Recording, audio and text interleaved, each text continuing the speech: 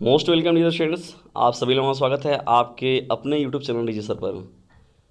तो लोग एकदम पढ़त ना हो बेटा, ये सब बहुत गलत बात है। आप लोग रेगुलर अपनी स्टडी करिए। बहुत ज़्यादा दूर आपका एग्ज़ाम नहीं है। जान रहे हैं यूपी ट्रिपल एससी जो एग्ज़ाम है बहुत ही नज़दीक है। पीईटी का एग्ज़ाम जो है वो पिछली बार 16-17 अगस्त को लगभग कराया गया था। तो इस बार भी जो है वो बहुत दूर नहीं है आपका, लगभग 1 से 1.5 महीने 2 महीनों के बाद आपका एग्ज़ाम करा दिया जाएगा। तो बिल्कुल भी आपके पास समय नहीं है। तो डियर स्टूडेंट्स, रेगुलरली अपनी स्टडी को करिए और नौटंकी एकदम मत करिए। यदि पढ़ाई कर रहे हैं तो नौटंकी उसमें बिल्कुल मत करिए, क्योंकि याद रखिएगा बहुत बड़े आप वार जोन में हैं। समझ में आया ना? तो प्रोटेक्ट योर सेल्फ और रेगुलर अपनी स्टडी को ज़रूर करिए। सपनों को देखना नहीं बल्कि अपनाना सीखो डियर स्टूडेंट्स। और उसके लिए एक बात याद रखिएगा, मन में यह ठाना है खुद को सफल बनाना है। तो खुद को आप सफल तभी बना पाएंगे जब आप अपनी तैयारी को बेहतर तरीके से करेंगे।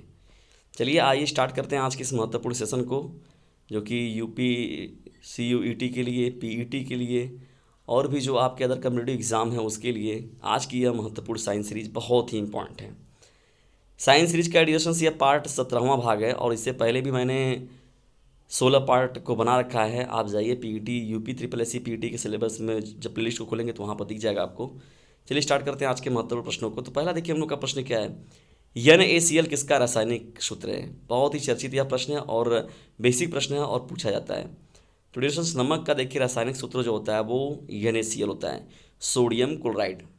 दूसरा हम लोग का प्रश्न हो जाएगा, क्रायोलाइट किस धातु का प्रमुख अयस्क है। देखिए कुछ धातुओं के प्रमुख अयस्क बहुत ही इंपॉर्टेंट है। जिसे कहा जाए कि आयरन का प्रमुख अयस्क क्या है, एल्युमिनियम के प्रमुख अयस्क क्या है। तो ऐसे कई जो हैं वो बहुत ही इंपॉर्टेंट आपके एग्जाम में पूछे जाते हैं। तो क्रायोलाइट किस धातु का प्रमुख अयस्क है, एल्युमिनियम का। तीसरा हम लोग का प्रश्न है, ट्रिप्सिन का निर्माण होता है। तो डिओसन्स ये जो निर्माण होता है वो अग्न्याशय में होता है। चलिए इंपॉर्टेंट प्रश्नों की सीरीज बढ़ते हैं हम लोग अब चौथे प्रश्न की ओर। सोनार का विस्तारित रूप क्या है। तो डिओसन्स फुल फॉर्म में देखिए पूछता रहता है नियमित तौर पर साइंस से कोई ना कोई एक। Sound of navigation and raising. Sound of navigation and raising जो होता है वो सोनार का विस्तारित रूप होता है। पांचवा हम लोग का प्रश्न है, भारी जल में क्या होता है। तो ड्यूरेशन देखिए यहाँ पर हाइड्रोजन की जगह पर क्या होता है, ड्यूटेरियम होता है। जैसे आप फार्मूले को देखते होंगे जो H2O होता है, तो H2O की जगह पर आप लोग को D2O मिलता है ना। तो हाइड्रोजन डाइऑक्साइड जो हम लोग बोलते हैं, तो यहाँ पर ड्यूटेरियम डाइऑक्साइड की बात होती है ना। तो हाइड्रोजन की जगह पर ड्यूटेरियम का जब ले लिया जाता है तो उसे हम लोग जल ना करके भारी जल कहते हैं। छठवें हम लोग प्रश्न की ओर बढ़ते हैं। देखिए छठवां हम लोग का प्रश्न जो है मोस्ट इंपॉर्टेंट है, टीकाकरण की खोज किसने की। बहुत ही महत्वपूर्ण प्रश्न, एडिशन से कई बार पूछा जाने वाला यह प्रश्न है। तो इसके जो खोज करते हैं का श्रेय जाता है वो एडवर्ड जेनर जी को जाता है। डियर फ्रेंड्स, आप सभी लोग अपनी तैयारी करिए, अच्छी बात है। लेकिन उसके साथ ही साथ यदि आपके कोई छोटे भाई बहन या तो कोई रिलेटिव क्लास 10th और क्लास 12th में है तो उन्हें भी इस चैनल के बारे में ज़रूर बताइए, ताकि वो लोग भी अपने बेहतर तैयारी को और अच्छे से कर सकें। और उसके साथ ही साथ जो यूपी बोर्ड पर हम लोग जो वार करते हैं, आपकी बार बोर्ड पर वार, उसकी सार्थकता को सफल सिद्ध करने में आप लोग अपना सहयोग ज़रूर दीजिए। बढ़ते हैं हम लोग अब सातवें प्रश्न की ओर। गंदे सार्वजनिक जो होते हैं, शौचालयों की बात होती है, तो मूत्रालय की बात होती है, तो वहाँ पर कौन सी गैस निकलती है। तो डियर फ्रेंड्स देखिए यहाँ पर अमोनिया गैस निकलती है ना। अमोनिया का फार्मूला जानते हैं आपको, NH3 होता है। जब नाइट्रोजन और हाइड्रोजन को क्या होता है, ये तीन संबंधे एक अनुपात में जब हम लोग लेते हैं, इनको मिलाते हैं तो बनता है हम लोग का क्या, अमोनिया बनता है। N2+3H2 हो जाएगा आपका 2NH3। ठीक है, तो ये NH3 जो होता है आपका अमोनिया का फार्मूला होता है। हाइड्रोजन की खोज किसने की थी, ये बहुत ही इंपॉर्टेंट प्रश्न एडिशंस। हाइड्रोजन की खोज किसने की थी। जब भी आप साड़ी को पढ़ते होंगे प्रैक्टिकल में, जब भी आपको चार्ट मिलता होगा कभी भी रसायन का, तो उसमें देखेंगे जो पहला एलिमेंट आप लोग को देखने को मिलता है वही हाइड्रोजन है। तो हाइड्रोजन के खोजकर्ता का जो श्रेय एडिशंस वो हेनरी कैवेंडिश को जाता है। और ये जो प्रश्न है आप लोग का ग्रुप डी वगैरह में भी बहुत बार पूछा जाने वाला प्रश्न एडिशंस, याद रखिएगा। नवा हम लोग का प्रश्न क्या हो जाएगा, रडार का आविष्कार किसने किया था। तो डिस्टेंस रडार के जो आविष्कारक है उनका नाम है अल्बर्ट टेलर। 10वें प्रश्न की ओर बढ़ते हैं, फास्फोरस का सूत्र क्या होता है। तो डिस्टेंस देखिए यहाँ पर फास्फोरस का जो फार्मूला होता है P4 होता है। ठीक है, P4 बहुत ही इंपॉर्टेंट है, क्योंकि जो अणु की बात होती है स्वतंत्र रूप में, तो फास्फोरस के 4 अणु जो होते हैं वो एक साथ रहते हैं ना, P4। सल्फर की जैसे हाइड्रोजन की बात होती है तो H2 से दर्शाते हैं हम लोग, और ऑक्सीजन की बात होती है तो O2 से दर्शाते हैं। तो वैसे ही फास्फोरस को अगर दर्शाना होता है तो P4 से। सल्फर को जैसे की बात, सल्फर की बात होती है तो S8 से। ठीक है, ये इंपॉर्टेंट प्रश्न है बहुत ही। 11वें प्रश्न की ओर बढ़ते हैं, हवा का वाष्प घनत्व कितना होता है? तो हवा का जो वाष्प घनत्व होता है ड्यूरेशन वो 14.4 होता है ना, 14.4। 12वें प्रश्न की ओर बढ़ते हैं, बिजली के चमकने पर कौन सी गैस उत्पन्न होती है? देखते हैं ड्यूरेशन, बरसात का समय चल ही रहा है, बिजलियाँ कितनी ज़्यादा चमकती हैं तो देखते हैं यहाँ। तो बिजली के चमकने पर कौन सी गैस उत्पन्न होती है? तो बिजली जब चमकती है ड्यूरेशन तो वहाँ पर NO2 गैस उत्पन्न होती है, ठीक है ना, NO2 गैस। चलिए बढ़ते हैं 13वें प्रश्न की ओर, लेकिन आगे बढ़ने से पहले वीडियो पसंद आता है तो इसे लाइक करें, शेयर करें और चैनल पर तो चैनल को सब्सक्राइब करना बिल्कुल भी ना भूलें। और डिस्क्रिप्शन बॉक्स में जब भी जाइए ड्यूरेशन देखिए, वहाँ पर भी आप लोग के लिए बहुत ही महत्वपूर्ण प्लेलिस्ट मिलेंगे, उनको ज़रूर देखिए। और मेरा एक नंबर भी आप लोग को डिस्क्रिप्शन बॉक्स में से मिल जाएगा, 950 690 257, उसे ज्वाइन ज़रूर करिए, वो भी फ्री में। तो ज़्यादा से ज़्यादा जो गरीब बच्चे हैं उन तक भी इस वीडियो का लिंक जो है उसे शेयर कर दीजिए, क्योंकि फ्री में उनको बहुत महत्वपूर्ण चीज़ें मिलेंगी। और उसके साथ ही साथ यदि आप ग्रुप को ज्वाइन करते हैं तो ये सभी जो महत्वपूर्ण मैं आप लोग को बता रहा हूँ इन सब का PDF भी आप लोग को मैं आसानी से उपलब्ध करा दूंगा।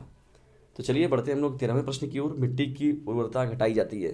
तो ड्यूरेशन जानते हैं कि गहन खेती के द्वारा क्या होता है, मिट्टी की उर्वरता घटती है, पैदावारी जो होती है उर्वरता उसमें जो होती है उसकी घटती जाती है, ठीक है। तो इसीलिए कहते हैं कभी कभी फसलों का जब फसल बोए जाते हैं तो फसलों को कभी कभी छोड़ भी देना चाहिए एक आध सीजन, तो उससे क्या होता है उसकी उर्वरता बनी रहती है।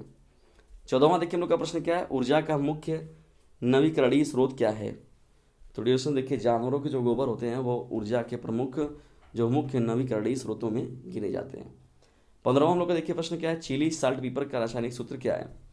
तो चिली साल्ट पीटर का जो रासायनिक सूत्र होता है ड्यूरेशन NaNO3 होता है, ठीक है ना, सोडियम नाइट्रेट NaNO3। चलिए ड्यूरेशन हम आगे बढ़ते हैं, देखते हैं 16वें प्रश्न को, समुद्री जल में सबसे अधिक पाया जाने वाला तत्व कौन सा है? तो ड्यूरेशन ये सोडियम है, ठीक है ना, बहुत ही इंपॉर्टेंट है प्रश्न। Na इसका फार्मूला होता है और ये सबसे अधिक मात्रा में पाया जाने वाला तत्व है कहाँ पर? समुद्री जल में। 17वां हम लोग का देखिए प्रश्न क्या है, फोटोग्राफी में प्रयुक्त होता है? तो ड्यूरेशन देखिए, जो फोटोग्राफी होता है उसमें क्या होता है, सिल्वर ब्रोमाइड प्रयोग होता है। क्या प्रयोग होता है? सिल्वर ब्रोमाइड ना, AgBr2 की बात होती है। तो AgBr जो सिल्वर ब्रोमाइड का फार्मूला आपका हो जाता है, जानते हैं सिल्वर को हम लोग Ag से प्रकट करते हैं और ब्रोमाइड को Br से करते हैं। तो फोटोग्राफी में प्रयुक्त कौन होता है? Silver bromide. 18वां हम लोग का प्रश्न क्या है, न्यूमोनिया रोग किस अंग को प्रभावित करता है?